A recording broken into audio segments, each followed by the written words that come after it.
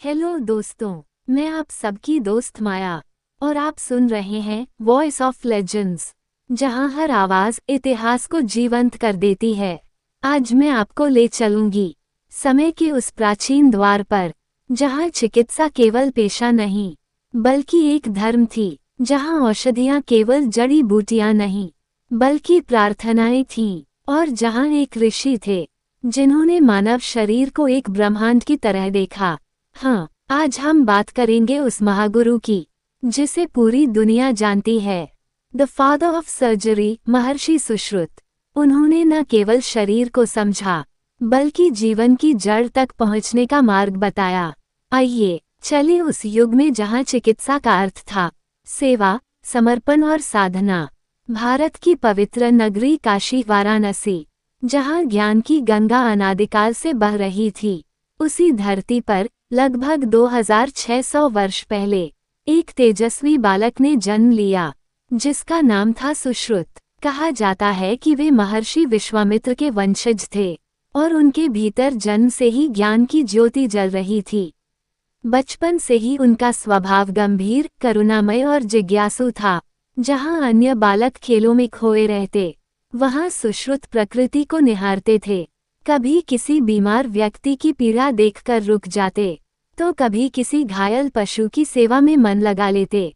उनके मन में एक ही प्रश्न उठता था, क्यों होता है रोग, क्यों टूटता है शरीर, क्या इसे ठीक करने की कोई शक्ति मनुष्य के भीतर है। धीरे धीरे ये जिज्ञासा उनके जीवन का मार्ग बन गई। वे कहते थे, शरीर ही आत्मा का मंदिर है और उसका ज्ञान ही सच्चा धर्म। उन्हें विश्वास था कि यदि कोई मनुष्य शरीर को समझ ले, तो वह केवल रोग नहीं मिटा सकता बल्कि जीवन का रहस्य भी जान सकता है। ऐसी ही जिज्ञासा उन्हें ले आई गुरु धन्वंतरी के चरणों में। धन्वंतरी, जिन्हें आयुर्वेद का आदि गुरु कहा जाता है, वाराणसी में अपना गुरुकुल चलाते थे, जहां विद्यार्थी केवल चिकित्सा ही नहीं बल्कि धर्म, योग और संयम की शिक्षा भी प्राप्त करते थे।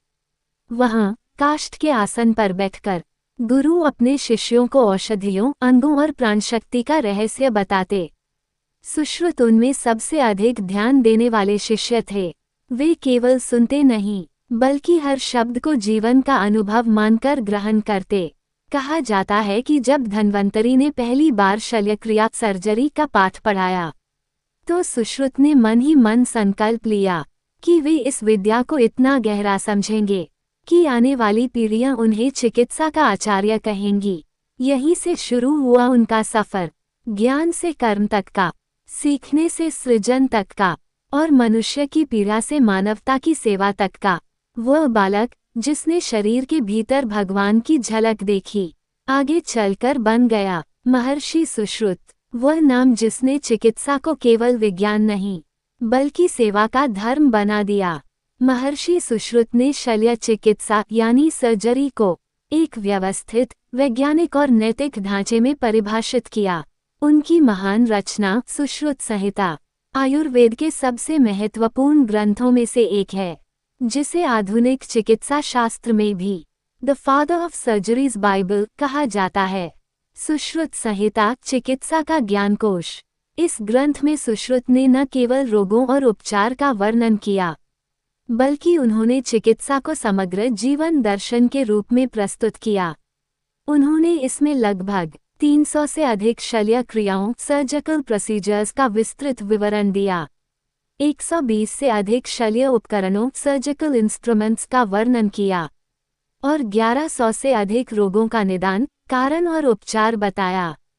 हर उपकरण को उन्होंने विशेष नाम और उपयोग के अनुसार वर्गीकृत किया।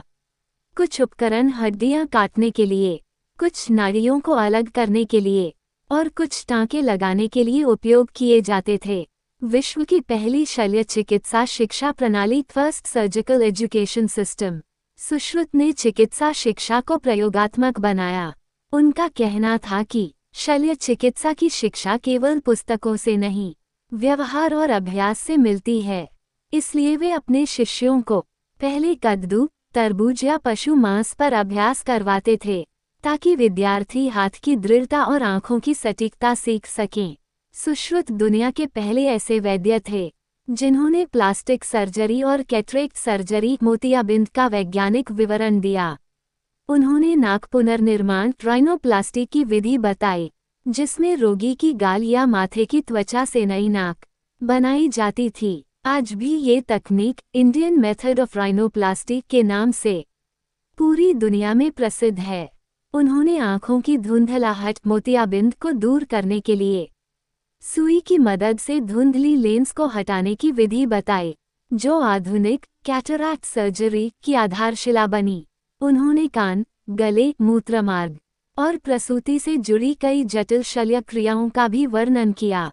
वे पहले वैद्य थे जिन्होंने रक्तस्राव रोकने, हड्डियां जोड़ने और घावों की सफाई जैसी विधियों को सिस्टमेटिक रूप से समझाया। सुश्रुत ने कहा था, जिस चिकित्सक को शरीर की रचना, नाड़ियों की दिशा और अंगों की गहराई का ज्ञान नहीं, वह रोगी के जीवन से खिलवाड़ करता है।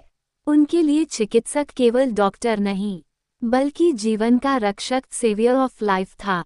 इस प्रकार महर्षि सुश्रुत ने चिकित्सा को न केवल रोग निवारण की विद्या बनाया, बल्कि उसे मानवता की सेवा का सबसे पवित्र मार्ग घोषित किया। आज जब आधुनिक सर्जरी लाखों जीवन बचाती है, तो उसकी जड़ें उसी प्राचीन भारतीय मिट्टी में मिलती हैं, जहां सुश्रुत ने शरीर और आत्मा के मेल से शल्य चिकित्सा की नींव रखी थी। सुश्रुत केवल चिकित्सक नहीं थे, वे दार्शनिक और मानवतावादी भी थे। वे कहते थे, चिकित्सा का पहला उद्देश्य जीवन बचाना है, न कि केवल रोग मिटाना। उनका विज्ञान आध्यात्मिकता से जुड़ा था। वे मानते थे कि शरीर, मन और आत्मा तीनों का संतुलन ही पूर्ण स्वास्थ्य है। महर्षि सुश्रुत की कृति सुश्रुत संहिता इतनी गहन और वैज्ञानिक थी कि इसका अनुवाद कई भाषाओं में किया गया। 8वीं शताब्दी में इसका अनुवाद अरबी भाषा में हुआ, जिसे कहा गया किताब-ए-सुश्रुत, किताब-ए-सुश्रुत। ये ग्रंथ बाद में यूनान, मिस्र और रोम की चिकित्सा प्रणाली में पहुंचा, जहां के महान वैद्य सुश्रुत के सिद्धांतों से गहराई से प्रभावित हुए। समय बीत गया, सभ्यताएं बदली, भाषाएं बदलीं, पर ज्ञान अमर रहा। महर्षि सुश्रुत ने हमें सिखाया कि चिकित्सा केवल शरीर का उपचार नहीं, बल्कि आत्मा का उत्थान है। आज जब विज्ञान अपनी ऊंचाइयों पर है, तो कहीं न कहीं उसकी जड़ें उसी प्राचीन भारतीय ज्ञान में मिलती हैं, जहां एक ऋषि ने सर्जरी को साधना बना दिया था। तो आइए झुकिए उस महान आत्मा को नमन करते हुए, जिसने मानवता को जीवन दान का विज्ञान दिया। महर्षि सुश्रुत अनंत काल तक अमर रहेंगे। आप सुन रहे थे वॉइस ऑफ लेजेंड्स। जल्द मिलेंगे एक और प्रेरणादायक कहानी के साथ, जहां इतिहास और विज्ञान मिलकर आपको नया सोचने पर मजबूर करेंगे।